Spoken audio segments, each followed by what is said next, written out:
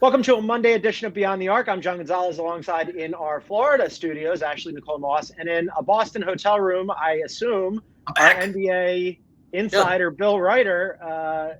Happy Father's Day. They sent you to Boston on a plane. I spent my Father's Day on an airplane next to a lady who didn't wear shoes or socks. Great to be here. Put your shoes on. That's a party foul. You can't get listen. You can take your shoes off. Yeah, but no socks that's a violation. Not cool. And she mean mugged me. She was across from me. Have you ever been on a plane with someone and the person with no socks, no shoes was behind you and tried to put their feet on the little armrest or the back of your seat? Has that ever happened to either one of you? Has that happened? Is that a true It's story? not happened to me, but I have seen it. Like I was on this aisle and I saw from like the other side, this guy took his shoes off, had no socks on, and put his foot on the armrest of the person in front of it. It was disgusting. That's a fighting move. That's really gross. In Philly. Just get John. Where are you guys on? If you're in the back, can you recline or not recline? I'm not a recliner unless I will recline exactly what the person in front of me reclines. So no recline in front of me, no recline. Recline into me, equal to recline. I'm reclining. I paid for the seat. I'm going to do what I want with it. So yeah, you are. If you have a problem with that, I don't know. Take it up with the person who designed the plane. I don't know what to tell you. Here's my real strategy. Fly the same airline and just get upgraded like I do 90% of the time. And life's a lot better. That's a smart play. That's the way to do it. You guys are veterans. All right, later in the show, Joel Embiid, I don't know if you guys saw this. He did a little light tampering on camera with Paul George. Gave him a side eye. That was fun. Yeah, Charles Barkley is evidently ready to call it quits. I hope he reconsiders. And we'll give our prediction for Game 5 tonight in Boston. But first, we got to review Game 4. What was that? I'm confused. That was crazy. Third biggest loss in NBA Finals history for the Celtics. The Mavs are still alive. This might interest you guys. The Mavs now, on aggregate, have scored more points in this series than the Boston Celtics. I don't think that gets them anywhere beyond one game, but they did show signs of life in that game, Ashley. Yeah, I mean, it's interesting, right? But you know, one of my favorite sayings is from Maya Angelou, rest in peace. And she says, when someone shows you who they are, believe them the first time. And the Boston Celtics have kind of shown that they have this bad habit of playing with their food, for lack of a better term. And we saw that in the Miami series. We saw that in the Cavs series. We didn't see it in the Pacers series, but we got close because those games were a lot closer than they probably should have been. And it was only a matter of time before we saw it in this Mavs series. Now, when we were talking about this earlier on HQ, it was interesting because there's two sides you can look at this. I'm on the side of, although the Mavericks played a much better game, the best game that we have seen them play throughout this entire postseason, I don't know if that's the reason necessarily that they won. And it's more of the Boston Celtics just being so uncharacteristic to the team that we have seen throughout the entirety of this postseason that ultimately allowed the Mavs to capitalize. They shot terrible from the three. Jason Tatum was a minus 33. Drew Holiday, who's gone this whole postseason without having a turnover, had 5 of them. It was just like when it rains, it pours. And then also, I mean, it got so far ahead of them so early that it almost looked like we're not even going to bother. Let's just conserve our energy. We're going back to Boston. The odds are in our favors. Our starters are resting in the third quarter. They just stopped playing. They stopped trying once the game got so far ahead of them. I would be very, very surprised if we see that type of performance from the Celtics at home with a chance to close it out. And again, it's hard to close games out in the NBA in general. It's hard to do that on the road. So it was just a bunch of things in the pot. I think I'm slap happy from being tired and traveling, because when you said odds, I almost heard you say odds forever in our favor and thought you were going Hunger Games as a reference. Look, the Celtics were dog bleep. And yeah, you're right, Ash. There's a lot of things the Mavs did well. And I thought Luka being the best version of himself after 48 hours of much-deserved criticism had an impact. And Kyrie remembered how to play basketball. That helps. I hope, like, I love the series to end. I think that's going to be like The Godfather 3. I think it's going to be something we pretend didn't happen. It was such an ugly basketball game. I think it will have no bearing on the actual outcome and narrative of this particular story that is the 2024 NBA Finals. I think Boston's going to – I know we'll do predictions later. Like, obviously, they're in a great position. They're huge favorites. The thing about it is, and you're both right, I mean, it is – it shouldn't mean anything. Gentlemen sweeps are a thing. The 2000 – Aaron, correct me if I'm wrong – 2017 Warriors, one of the best basketball teams I've ever seen, won 15 straight games, got to the same position where they went on the road against Cleveland, and they got their ass kicked. And I can't remember how many they lost by, 18 or 20 or 21. And then in game 5, they came home and it was over, right? They gentleman's sweep 1-5. I think that's going to happen. But the thing is, momentum is a strange thing. And if any of this transfers, if Kyrie plays really well tonight at the Garden, if Luka is a better version of himself, if Porzingis isn't playing, and that means that Lively and Gafford have a little more of their way in the paint, and the Mavs continue what's been a good trend of dominating points in the paint. Yep. I don't know. If I'm Boston, it's fine to lose game 4. It's totally fine to lose game 4. I don't think it's a big deal. It is panic time, I think, if you lose game 5 tonight. Or panic time strong. It's a big problem. It's a big problem. It would definitely raise alarms, right? I mean, if you lose, because the crowd's going to be wild tonight. And Kyrie, actually, you mentioned Kyrie. He was asked about it, and he talked about how he believes, because that was the first time he's beaten Boston in 14 games, right? He was 0 for 13, and 14th time was a charm. He was asked about going back to Boston. Again, we talked about this on the show. Crowd's going to be wild, and he said that he thinks that Boston fans think that they have a psychological advantage over him. Him even like addressing that topic, I think, is more than him just going, oh, they think that. Because now it's in his head too a little bit. So, yeah, I mean, if he doesn't respond tonight, or if they don't respond tonight, I'd be surprised. It's interesting, right? The Kyrie factor hasn't played well in Boston, and not just with this team, but since he's left Boston, right? But I think what's also interesting about this, and why I'm not fully writing off the Dallas Mavericks with the potential to possibly win this game, to Bill's point about momentum, right? When you look at that Cavs-Warriors series where the Cavs ended up winning the championship over the Golden State Warriors, what is the one thing everybody points back to as the momentum changer? 2016, when Draymond got suspended. Right. So if you look at this scenario, right, Kristaps Porzingis once again is a question mark. Everyone's saying, he's doing everything he possibly can to get back on the floor to game 5. But when Porzingis is not on the floor, it evens the playing field a little bit between the Mavs and the Celtics. Now, granted, the Celtics are still a better team overall, but I definitely think it evens things out. It wouldn't be a far-fetched idea if this Kristaps Porzingis situation, not saying that the Mavs will go ahead and win the championship over the Boston Celtics, but it would be interesting if this is that Draymond Green scenario to where this series is extended far beyond what a lot of people anticipated, because Kristaps Porzingis has been unable to be an instrumental part of what was supposed to be the X factor going into this series. I don't know. That to me is a big kind of question mark. That's a great point. Taking him away from the rim, I mean, definitely opens up other possibilities, right? I mean, Bill mentioned the points in the paint. That's been a boon for the Mavs. It certainly was in game 4. And when you have Kristaps in there, you saw, I mean, when he was out there, even when he was limited, it makes at least Kyrie and those guys think about how close you want to get to the rim. I agree with you, Ash. I think they're still the much better team, but it does make it a little bit easier for the Mavs. And it's a great point, John. You shouldn't need Porzingis out there to challenge Kyrie Irving. What is Kyrie, 6'3"? He's not 6'9".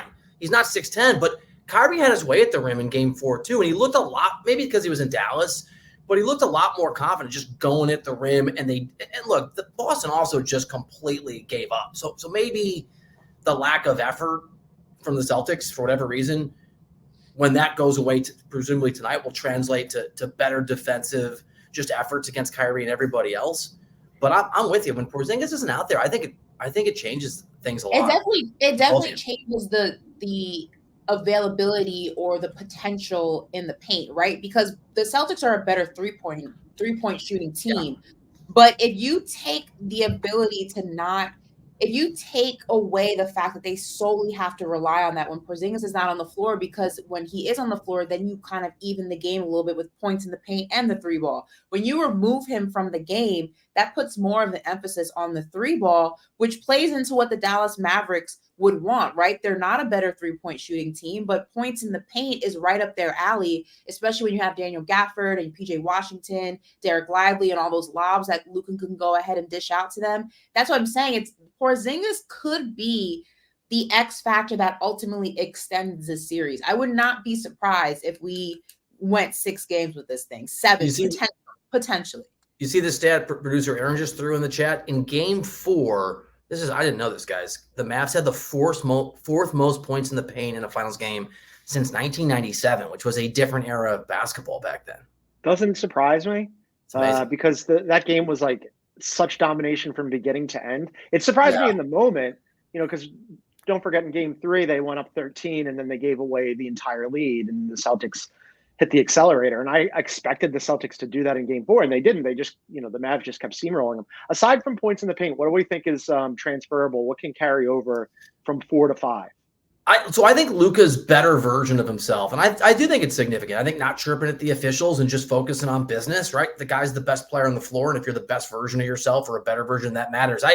John, did he redeem himself from game 3? I wrote about this. Like are you making fun of me? That's right. No, I'm laughing because I'm just laughing because you're like, no, he didn't redeem himself. No, I mean, okay. So on the redemption thing, my reference point is LeBron, who, and I have the advantage of having covered the guy and talked to him about it. LeBron needed to lose in 2015. Man, dates are hard. I'm getting old. 2011. God help me. And this is his words, not mine. I mean, he said this to me and other people. He needed to lose in 11 to be the guy that just became amazing in the finals again and again and again. So that might be true for Luka. Like if they lose tonight, maybe Luka has a sort of, dark midnight of the soul and does some soul searching. I think the only person who can reach Luka Doncic is Luka Doncic. And so maybe a humiliation and embarrassment or just disappointment. I don't even think it's humiliation reaches him. But I do think, John, if he pushes a game to a game 7, I think the narrative shifts and they're not going to win, but they could. Like nothing happens till it happens. If the Mavs win, have the greatest comeback in NBA history. I think that there's redemption, but no, I don't think one game in game 4 changes what was rightful criticism for 48 hours. You win tonight, maybe we have a different conversation about that. I think the thing that they can take with them, because when researching, like when doing my due diligence for HQ earlier, I found this, and this was interesting, right? If the Dallas Mavericks can go ahead and take the ability to control the pace of the game back with them to Boston, it gets really interesting, right? Because game 4 was the fastest pace of the series. It was 96 possessions per 48 minutes, right? And an interesting stat for the playoffs for both of these teams, when the pace is above 94, Dallas is 7-2, Boston is 3-2. When the pace is 94 or less, Dallas drops to 500 and Boston goes to 12-1. So if the Mavs can somehow control the pace of the game at the TD Garden, it allows them to not only shift the momentum in their favor, but it allows them to create more opportunities for themselves. And if they're able to do that and to do that consistently through all 4 quarters, or at least down the stretch, that's a great step. Oh no, we could be going back to Dallas for a game 6. It would be a tall order because of how Kyrie's played in Boston. But that's really, I feel like, your only chance because role players tend to not play well on the road. The Mavericks role players haven't been the best on the road in this series. But if you can control that pace and Porzingis doesn't play, I don't know. It could get very because that requires Luka to get into the offense quicker for there to be more possessions. And I mean, I'm sure Joe Mazzulla knows that. I would imagine that Boston's going to actually put an effort on defense and make it harder for Dallas to get easy buckets and to be because part of going fast is being comfortable, right? And Boston is so good. I mean, they're the best team in the NBA and one of the best, if they win it all, maybe in history, at making people uncomfortable on both sides of the floor. And so the way those guys play defense, it's really hard to just run your offense effectively, quickly, especially when Luka gets under pressure, I think, and under duress, and the Celtics will do that to you. He slows things down. That's his comfort zone. So that's a really interesting stat. I just think it's hard to hit that number multiple times if you're Dallas because of how Luka plays and how the Celtics defense plays. It's interesting though. Yeah, the Mavs offense is the whole bit, right? I mean, I think the Mavs defense has been fine. Like we talked about earlier in the series when, you hold Boston to 106 and 105 on their home floor. You take that all day, every day. The Mavs offense disappearing, or 107 in game 1, 105 in game 2, 106 in game 3. Again, you take all of those, throw out game 4. That was an anomaly, but the Mavs offense just completely disappearing. And part of that is the Celtics defense being that good and that switchable. But the Mavs really need you need your top 2 guys to be really good offensively. PJ Washington has to be closer to the PJ Washington of the Oklahoma City shots, PJ. Yeah. I mean, you need Derek Lively out there cannon 3 balls. When he hit that three, I was like, I'm going back to Boston. When he hit that three, I'm like, I'm going back to Boston. What was funny about that though is like if you watched him at Duke, like he can shoot. That was his first. He's not like he's incapable of doing it. First ever. I mean, yes, but it's not like I didn't know that. First career three. Oh my God! It's crazy. He was able to shoot him in college. I don't understand. Like that's when you know that everything went right for the Mavs. We'll see whether or not it continues to go right for the Mavs tonight. We're going to do our predictions a little bit later on, but first we're going to take a break, and then on the other side, Joel Embiid had a very interesting pregame for Game 4. We're going to discuss that coming up on Beyond the Arc.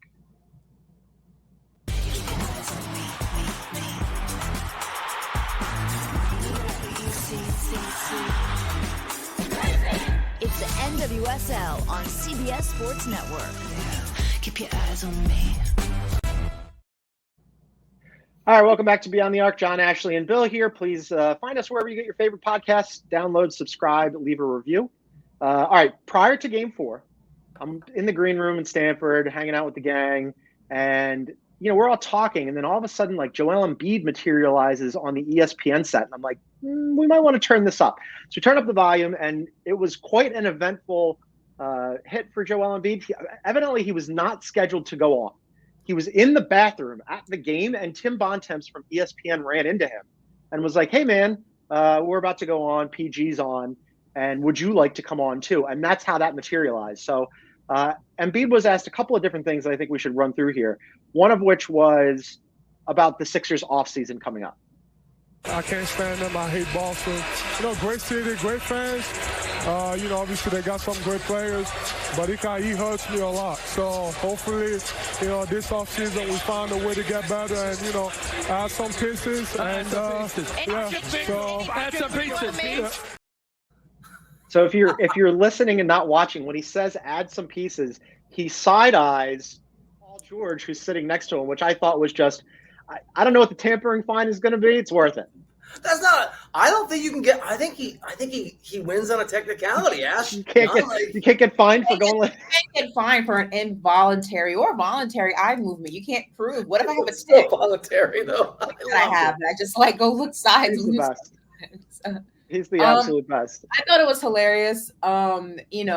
He spoke for a lot of us it's funny because Knicks fans, 76ers fans, as everyone knows, hate each other. We just don't like each other. Philly fans, New York fans in general just do not like each other. But where we are teammates is our disdain for Boston. And Joel Embiid showcased that. It's ever you ever see that meme where the Crips and the Bloods are holding up the flags and they're holding hands in solidarity? That's exactly what it is between Philly and New Yorkers when it comes to Boston. We both hate Boston sports. We want to see them lose in any way, shape possible. We are very much in pain about what is on the verge of happening right now. So Joel Embiid just spoke for all of us when he says how much he hates Boston. I felt that on a spiritual level, and I'm glad he said it.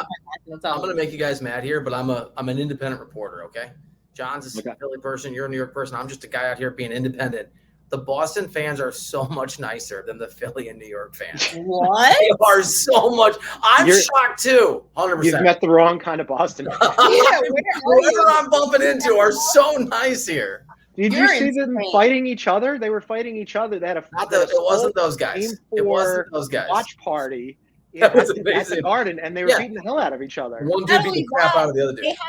They had a blow-up doll of Kyrie that they were beating up outside of the TD Garden. And one of the guys was actually wearing a Kyrie Irving jersey while he was doing it. So not only are they just aggressive, but they're also dumb.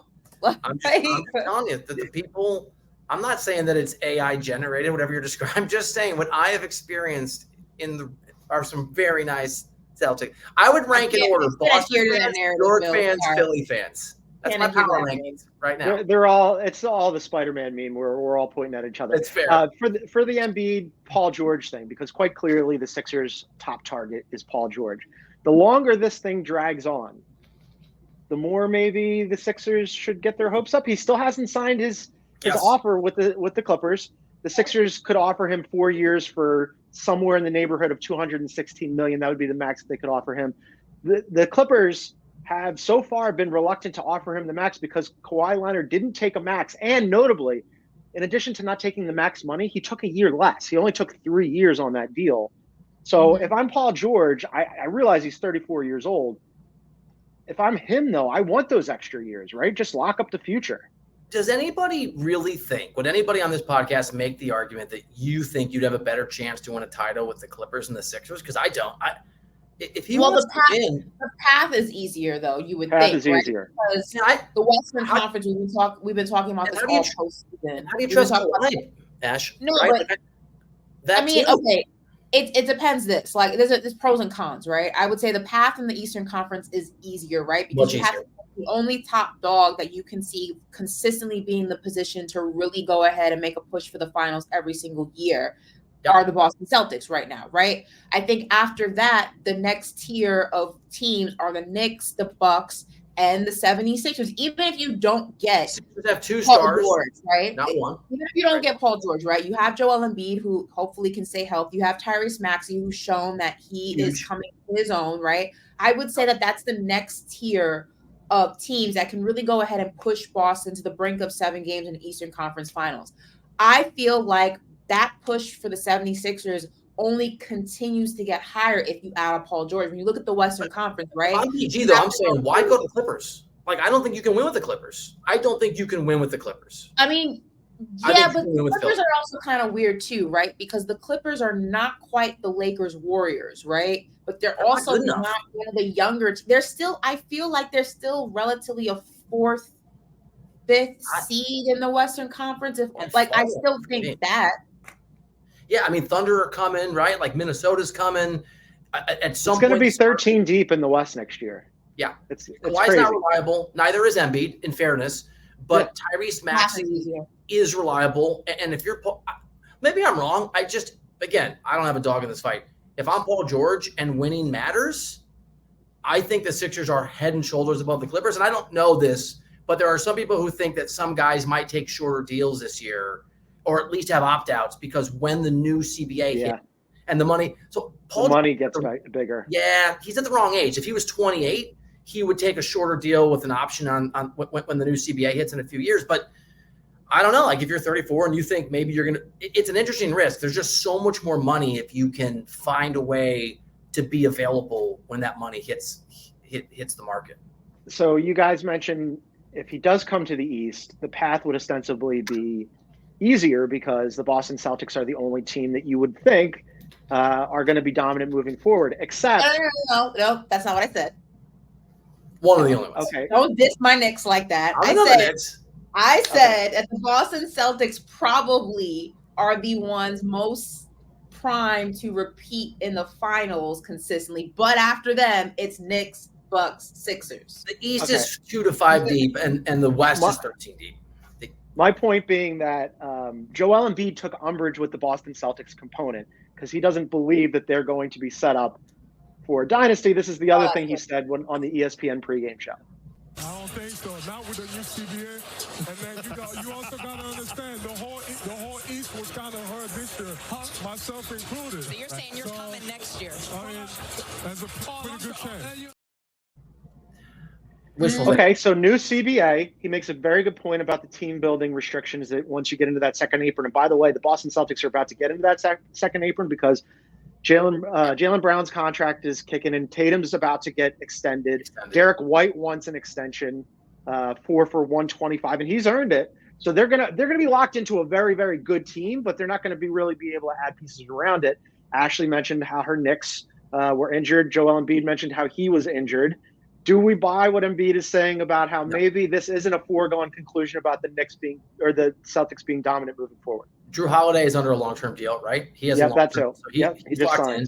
He's a little older. How long is Porzingis under contract for? A couple more years? I have to check that. But they're locked into their core 5. I think it's 2 more in a player option. So let me add this too in counterpoint to Joel Embiid.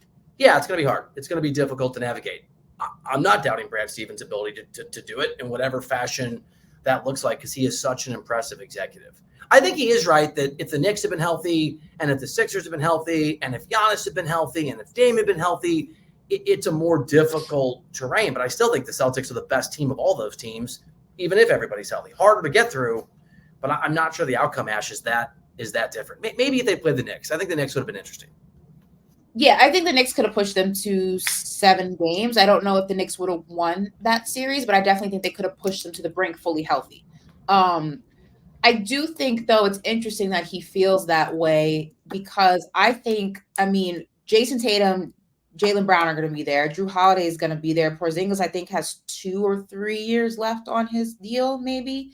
And you've already showcased, now hopefully you can hold on to Derek White, but you've already showcased, if you're the Boston Celtics, moving a few pieces around, the nucleus of the team hasn't drastically affected this team for the worse, right? And again, we talk about the Eastern Conference and we talk about how much discrepancy there is between the teams that are actual contenders and the teams that aren't versus the Western Conference, which John said is going to be anywhere between 10 to 13 deep next year, given health and all those things that are factors, right? I don't know how, if you're Joel Embiid, you can say that it is a far-fetched idea that the Boston Celtics will be back in this position next year. I agree with him. There were a lot of injuries that plagued the Eastern Conference and plagued the postseason for the Eastern Conference that maybe could have made things a little bit more interesting. But I don't know if I would go as far as saying that a healthy Cavs team or a healthy 76ers team or a healthy Bucks team or a healthy Knicks team still wouldn't have resulted in the Celtics being in the finals. I still think that they were the better team amongst all the teams that I mentioned. They could have been pushed to the brink and had a much makes more their life tougher. For sure. But I still think they would be in this position. I just thought it would be against Denver. The Kristaps Porzingis thing is interesting, though, because 2 more years on his deal after this. So, as I mentioned, you're going to extend Tatum. He's going to get the max. You're probably going to give Derek White that 4 for $125. You just paid Drew. Brown is under contract. That's great. Those are all good. Those are good problems to have. But then you got to pay Kristaps Porzingis too, and for sure that sends you into the second apron, and then you're super locked in. But I guess when you're 5 deep, you don't really care about like the minimum contract guys that you're peppering in around them. Like that's a nice problem to have. You supplement with draft picks, right? You just bring. He's right. Like it will constrict a little bit, but Boston is not, say, the Suns, where you're restricted and you're not very good. With 3 guys, yeah. They're amazing and they're deep. Yeah, they're so some of these guys are young. Amazing. All right, so one more topic I wanted to hit with you guys also happened on Friday. This was after the game. Charles Barkley announced his decision that next season will be his last. Here's what he had to say. I've talked to all the other networks, but I ain't going nowhere other than TNT. But I have made the decision myself. No matter what happens, next year is going to be my last year on television. And I just want to say thank you to my NBA family. You guys have been great to me. My heart is full with joy and gratitude. But I'm going to pass the baton at the end of next year. I hope the NBA stays with TNT.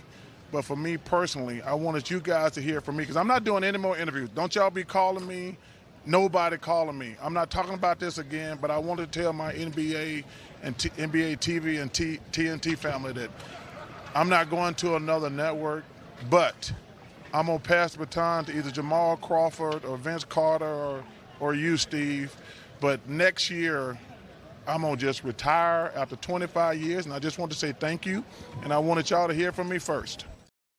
I have his number, and I never abuse it, and I wanted to call him the minute he told me I couldn't. What is that? The minute he's like, "Don't call me." I hate this. What happened to the whole "we're going to sign everybody to my production company and keep the party going"? Do you know who should hate it? Is TNT, because this is a huge gift to Adam Silver. This is just like off the hook. Don't need to protect the show. That's my takeaway. Is whatever leverage TNT had when it was by a thread and it was to keep this show alive, it's over. There is no show without Charles Barkley. There is no baton to pass without Charles Barkley. This is a very good PR moment for Adam Silver. He can just be like, sorry, TNT, you're out. Well, I mean, yeah. So like there's layers to this. TNT obviously wasn't fully out of contention for some NBA rights. There was rumors that they were going to go ahead and try to take some of the local games from some teams and add that to a package, a 4th smaller package in some playoff games, potentially. Obviously there's a lot of questions about the four inside the NBA. Ernie has already made it clear he won't go anywhere other than TNT. You haven't heard from Shaq or Kenny regarding the matter. So maybe Charles Barkley. Look, Charles Barkley's going to get paid regardless, and he's going to get paid handsomely. He signed that extension 2.5 years ago, 3 years maybe at this point. So he's going to get paid handsomely. But it's interesting, though, because I want to say an hour or two after Charles made that announcement, or maybe it was the next day, TNT's PR Twitter account put out a statement saying that, Chuck is an institution, and we look forward to speaking to him about, the future of as if the man. We want to change his mind. Oh, God. On television. But it's definitely I hope sad. he does change his mind. Changing of the guard, and it's unfortunate that this is the way that it's going out and not necessarily on their own terms. It's essentially being decided for them. I like it. Go out on top. I mean, the guys are being forced to make these decisions earlier or sooner rather than maybe they would have because of the landscape of the NBA rights versus the show just coming to an organic end versus it kind of being pushed to the forefront because of the way that the NBA rights are being divided up amongst other entities. So it's kind of sad, actually. But better than watching them on a Wednesday, having to do Wizards, Wizards, Hawks games. Some crappy package. It is sad. I think sad is right because I was thinking about it the other night when he made his announcement. And technically, I was alive before Charles Barkley entered the NBA, but in my formative, cognitive life, I have not known the NBA. Actually, you definitely have not known the NBA without Charles Barkley as a player or an announcer, right? I mean, he's been a broadcaster for longer. As a player, I think I was a baby as a player. Yeah, I'm saying you weren't alive before he entered the NBA realm. Is my point, right? And none of Bill and I have not experienced formative an NBA without Charles Barkley in some capacity. He's been a broadcaster for longer than he was a player. And I just wonder what that world looks like. My guess is it's going to be a lot less entertaining. Yeah, I mean, it's going to be. That's probably right. But also, not only Chuck as a singular entity, but I mean, Chuck's interactions with Shaq are some of my favorite memories in terms of, the way the NBA has been covered, the jokes that they make about each other and, Shaq constantly reminding Chuck he doesn't have a ring and the fat jokes and all the little inside things that they have with each other. Shaq falling into the Christmas tree and tears coming out of Chuck's eyes and hysterically crying at that. There's just so many memories that you can't recreate because they happened organically between two people who have such a strong relationship outside of what they do with each other.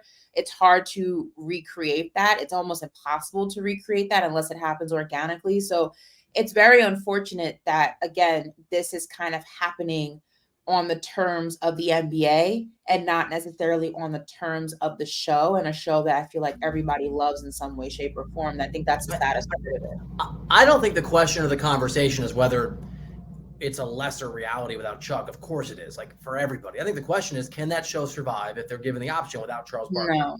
And the answer is no. You wouldn't even for me, the takeaway, the takeaway is not boo-hoo Chuck's leaving, although boo-hoo Chuck's leaving. He was eventually going to leave. The takeaway is the timing of this is really bad for TNT because there is no NBA on TNT that matters without Charles Barkley. And if he is not changing his mind, it's over. Get used to Ernie doing the French Open. Is that what he's doing next? There's hockey still. Maybe they put him on hockey. Yeah. This is not a hockey show though. So Godspeed, Ernie Johnson. Bro. I hope Charles changes his mind. All right, we're going to take another quick break, and then on the other side, it's prediction time for Game 5 on Beyond the Arc.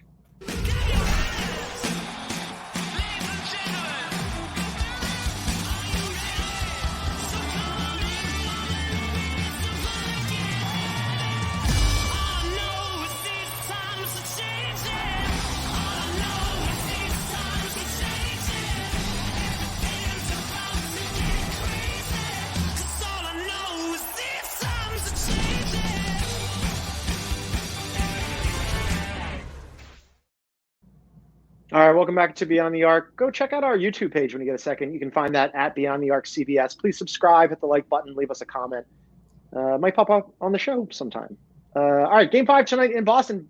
Bill, you are there. Celtics minus 6.5. Odds makers expect them to close it out tonight. I know you want them to close it out tonight, so you don't have to get back on a plane and go back to wherever you're going next. You first. What do you think? Well, I want to lie because if I say that I think Dallas, you've messed this up 12 different ways. Boston will win. I know, but I think Boston's going to win, which means they won't.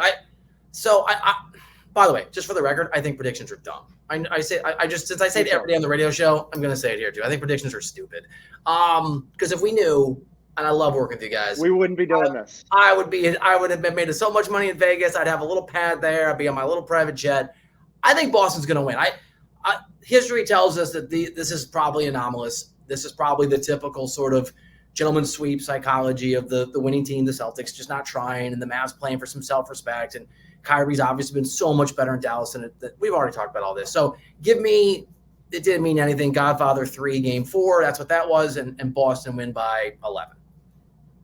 Yeah, I mean, I agree. Although I said Boston would win Game 4 and the Mavs won, so maybe this is a reverse jinx that I need to extend this series. Like, we'll wait and see. But I do think, to Bill's point, again, it was very much an anomaly what happened. That it was going to take, at least the way the Mavs have been playing. When I predicted Mavs in 7, I was predicting the team that showed up in Game 4 to show up consistently like that in some way, shape, or form. That hasn't been the case in Games 1 through 3.